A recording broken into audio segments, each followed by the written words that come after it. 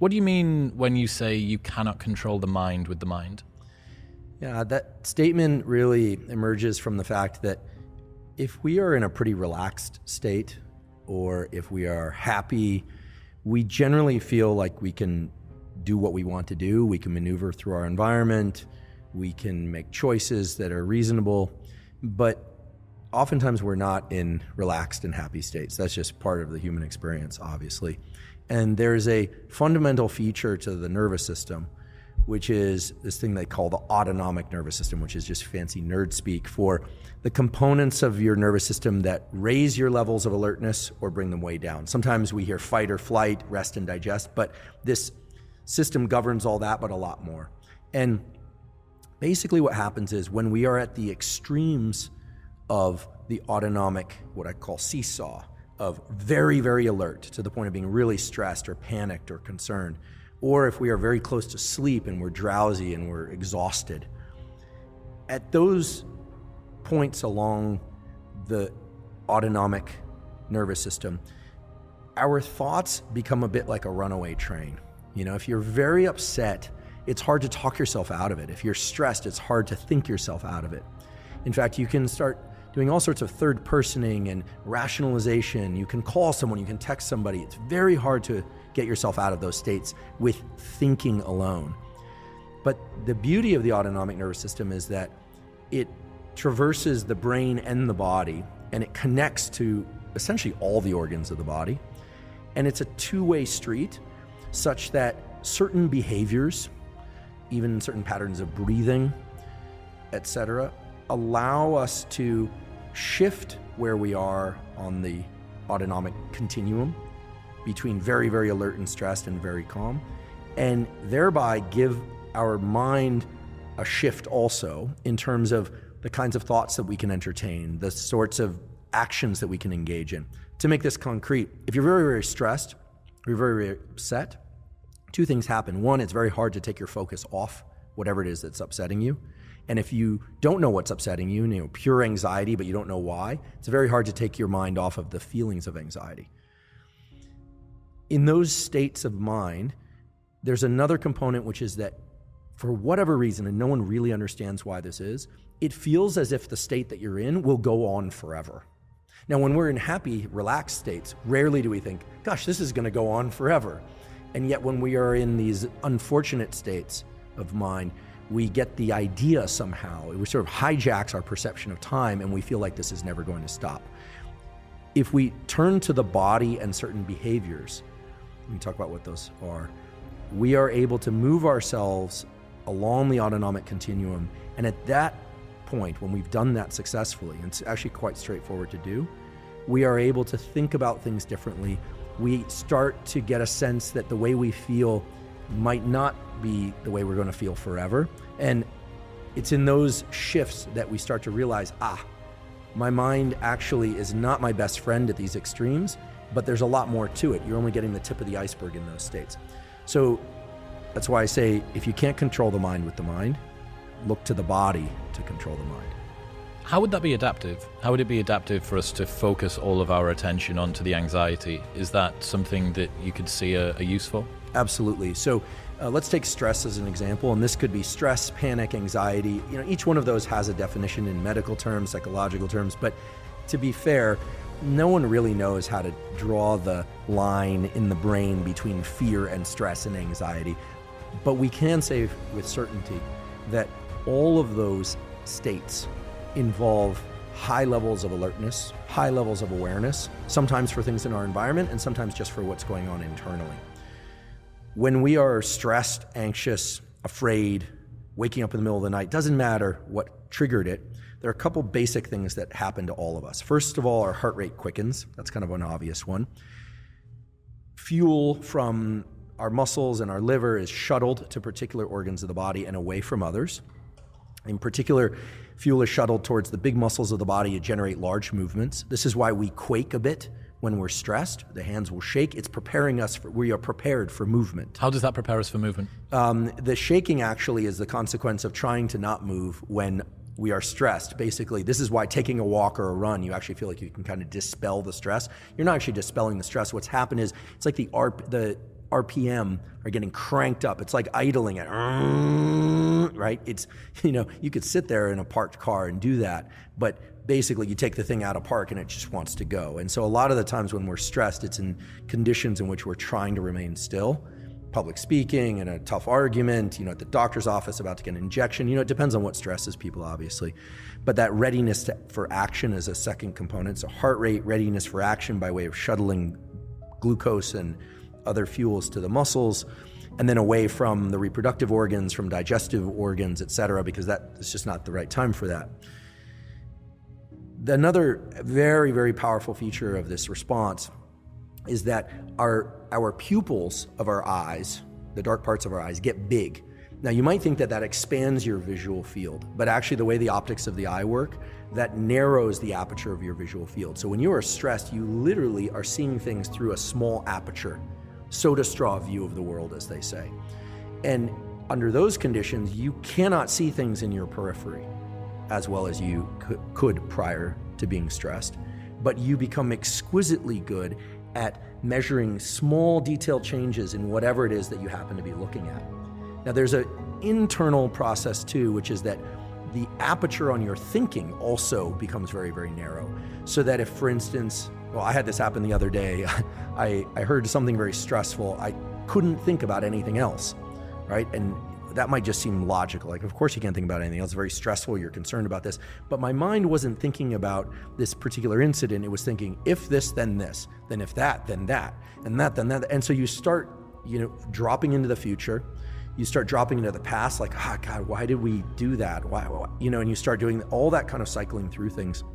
And of course, there are so many things that can help relax us.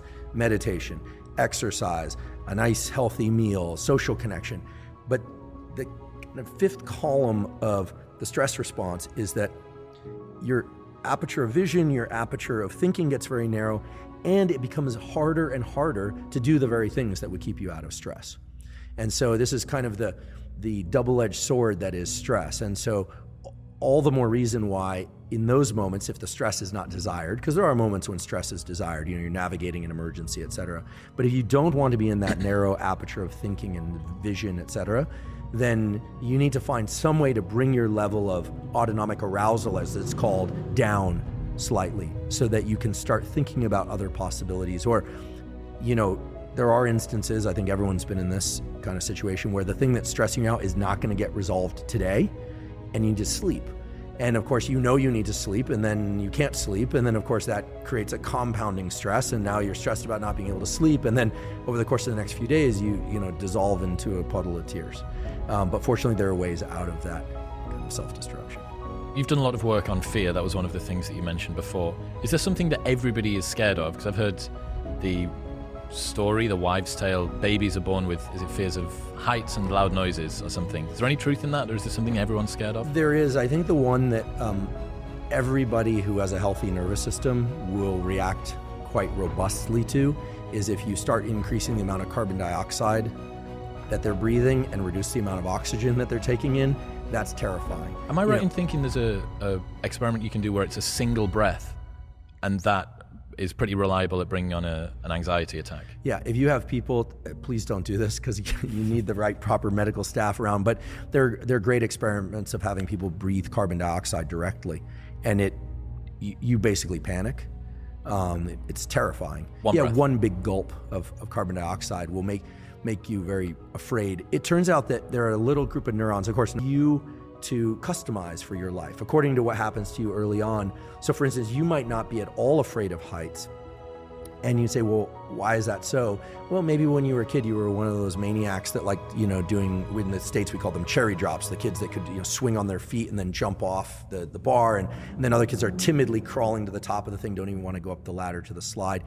There's a ton of variation, and that variation does not exist in the kind of deeper circuitry, the final common path circuitry. It exists in the learning that we experienced early in life. One bad fall can do it. I mean, I was bitten very badly by a German Shepherd when I was a kid. Head almost got my eye, but for whatever reason, I've always liked dogs anyway. But there are other things that I've experienced that have left long-term negative imprints. So it's highly contextual, and a lot of it has to do with what happens immediately after the bad experience. This is why nowadays there's a lot of legal use of the drug ketamine after traumas. This is all very dark stuff, unfortunately, but if you just imagine the family member that was just in a car crash and saw the driver, their loved one, impaled onto the steering column. I mean, what could be more horrible than that? Nowadays, if they come into the emergency room, they will often give them an injection of ketamine, which is a dissociative anesthetic, to get them to dissociate from this extreme emotional state.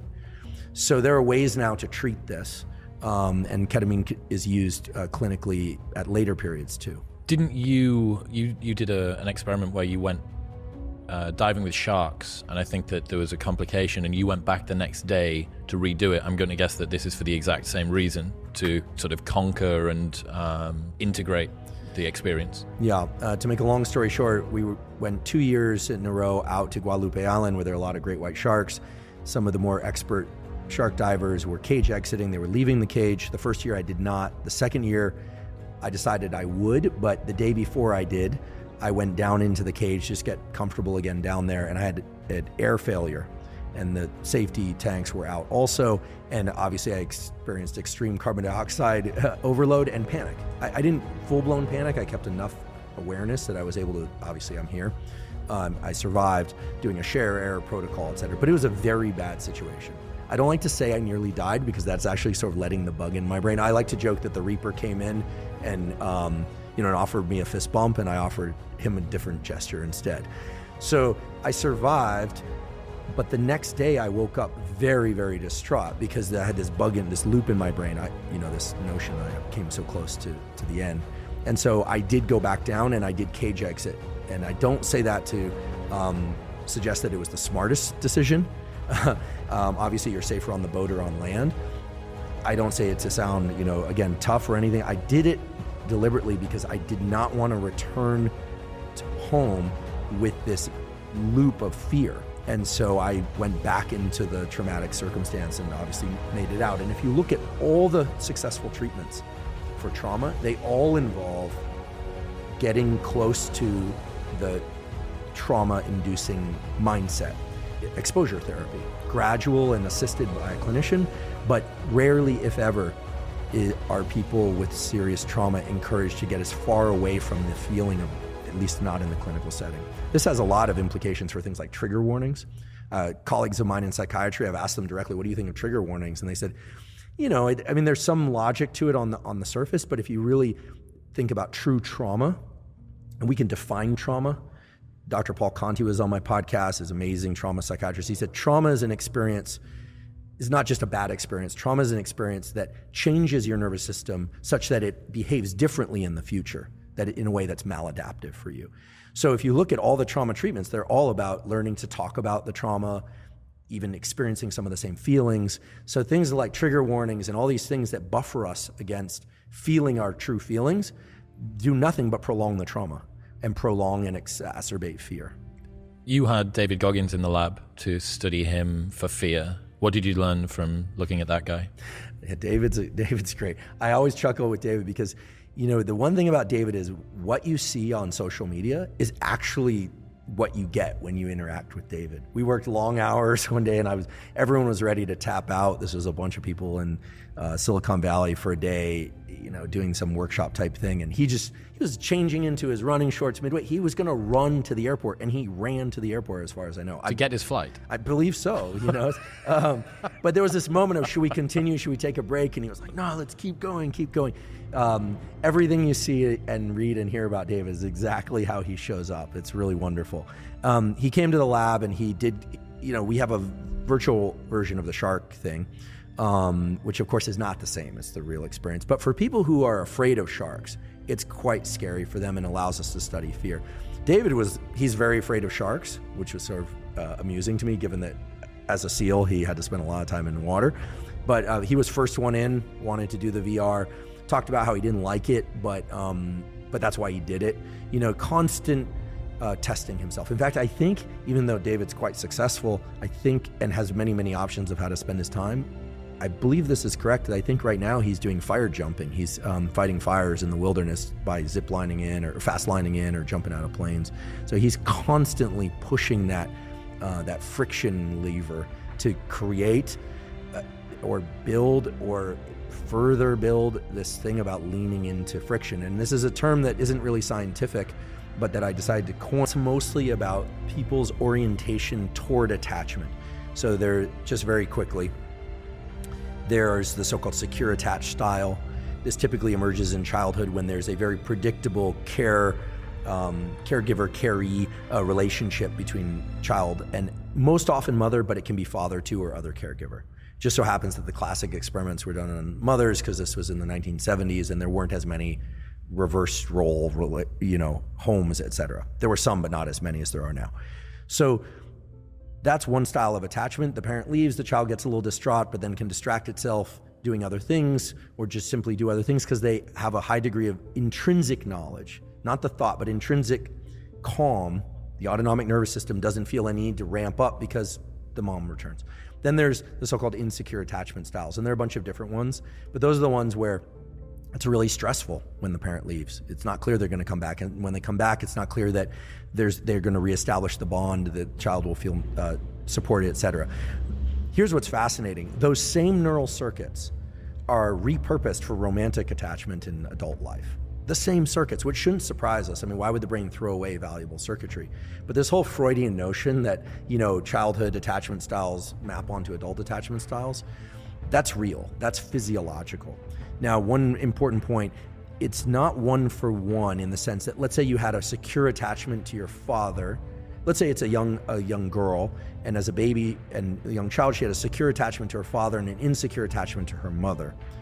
In adulthood, and let's say she's heterosexual, so in adulthood, she prefers men as romantic partners.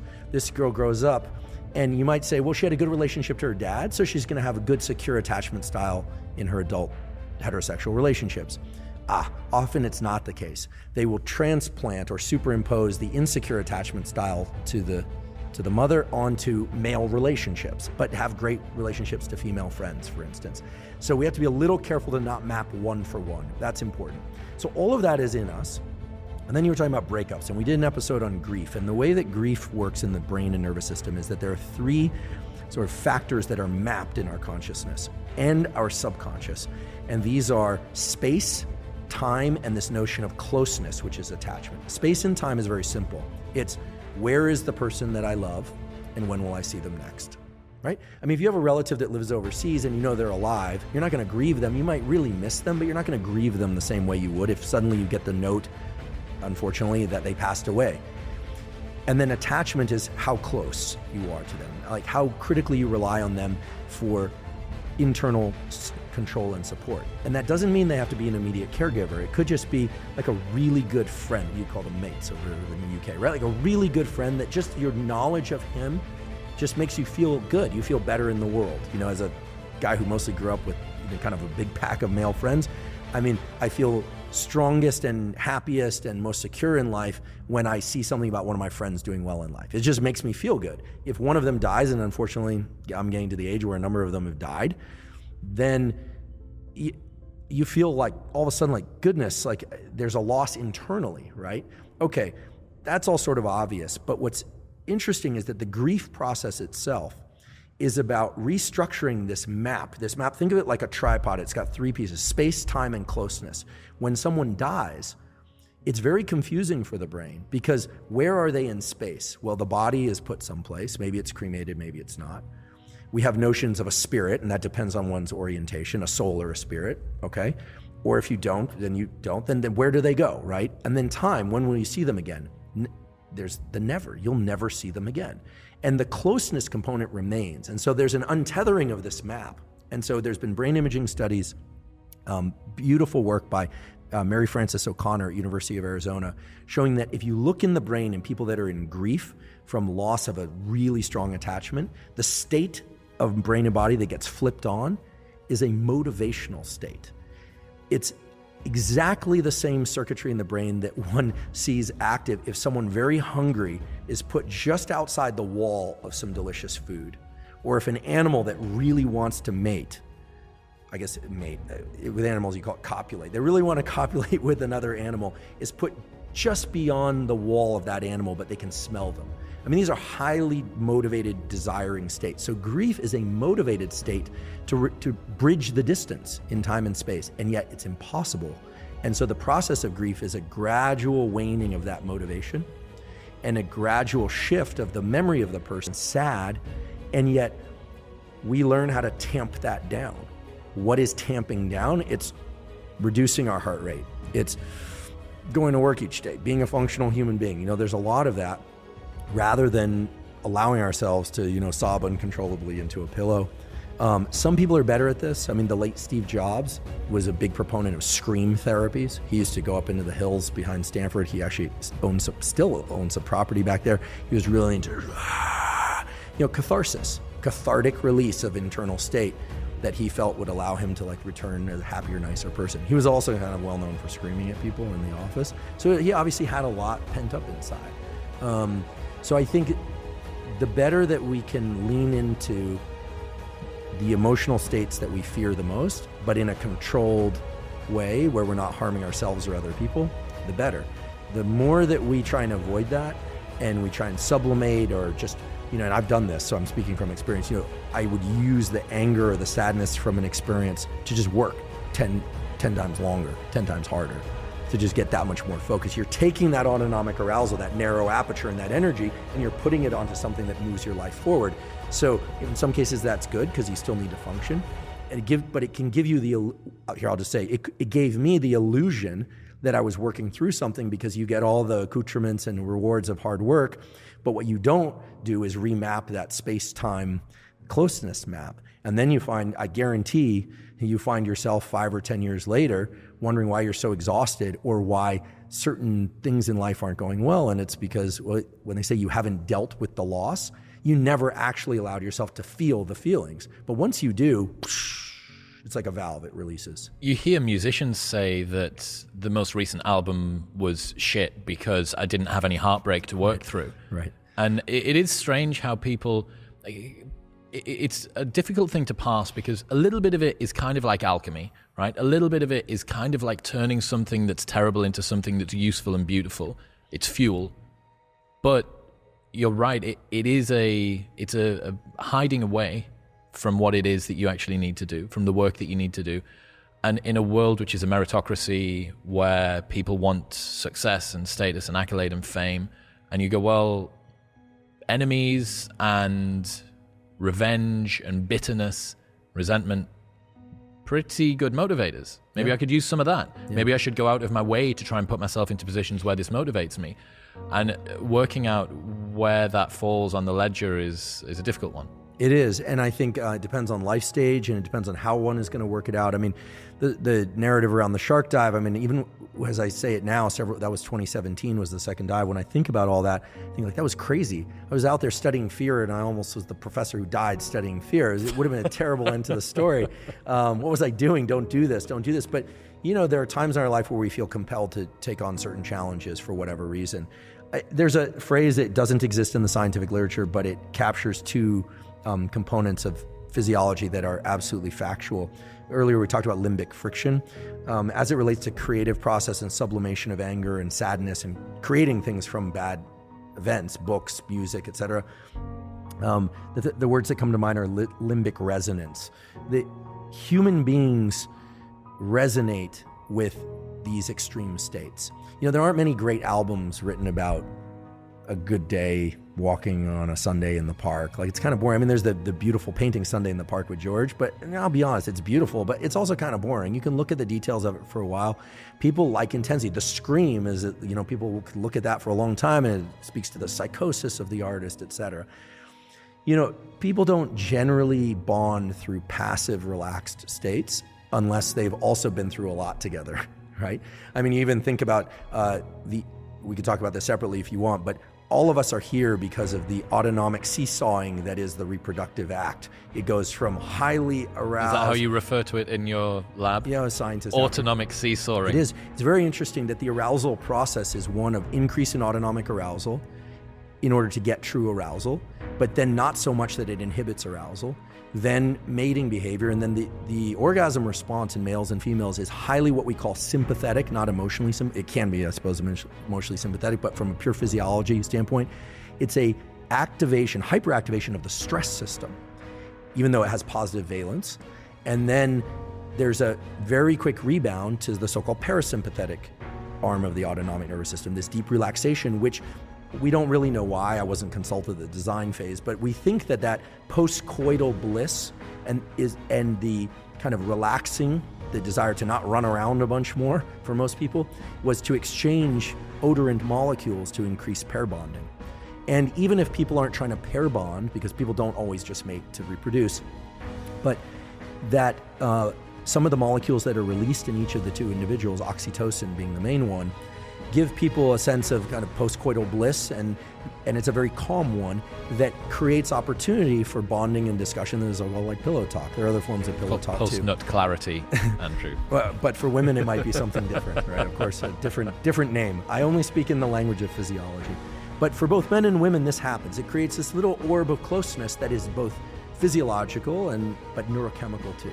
So what we can say for sure is that whether or not it was in vivo or in a dish, we are all here because two parents, right? A male and a female, unless you're a condor where two females can produce a baby. This has now been shown, right? But as far as we know, where a male and a female reproduce because they each went through this arc of arousal, not too high, arousal, extreme stress, relaxation. That happened separately or together, because in vitro it could be fertilization could be separate.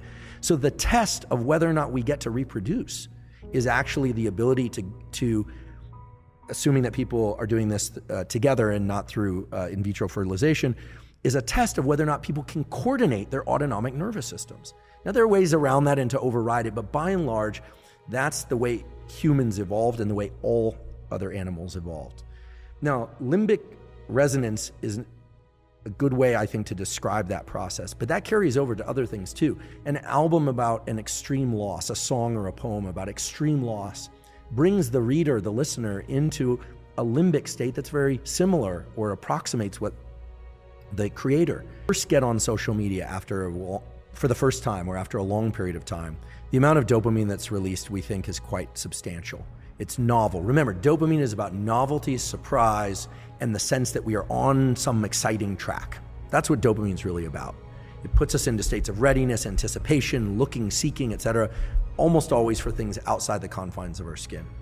Just to contrast it maybe for a bit more of a future discussion, serotonin does the opposite. When there's a lot of serotonin in our brain and body, typically it makes us feel satisfied, sated, and more quiescent, comfortable with what we have in our own immediate sphere and within us, right? The comfort of a good meal, the food you have. Dopamine is about go, go, go. If you look at somebody who's high on cocaine or methamphetamine, it's all about pursuit, because that's a very dopaminergic drug. You look at somebody who's taken a drug, and I'm not suggesting people do this, but it really ramps up serotonin. Let's say a selective serotonin reuptake inhibitor, Prozac, Zoloft, etc. The side effects of those drugs, if the dosages are too high, lack of appetite, lack of libido, kind of meh about life, then so they'll adjust the dose down. That's because those are serotonergic drugs. So in general, when we are in pursuit of things, dopamine is quite high. So now you have to remind me your question, because I've set up the dopamine serotonin parallel. Smartphones. Cell phones, yes. Forgive me. So the thing about cell phones is when you first get on there and you haven't, let's say no Wi-Fi on the flight or something, and you land, it can actually be quite stimulating. You get a lot of dopamine. Oh, there's this. Oh, there's that. But very quickly, when you're scrolling on social media, you're no longer getting the novelty, but you're continuing to do it and you almost don't know why you're doing it. At that point, it shifts over to something that's a bit more like an obsessive compulsive behavior, where we can define an obsessive compulsive behavior where the obsession leads to a compulsion. So the obsession is a thought, the compulsion is a behavior.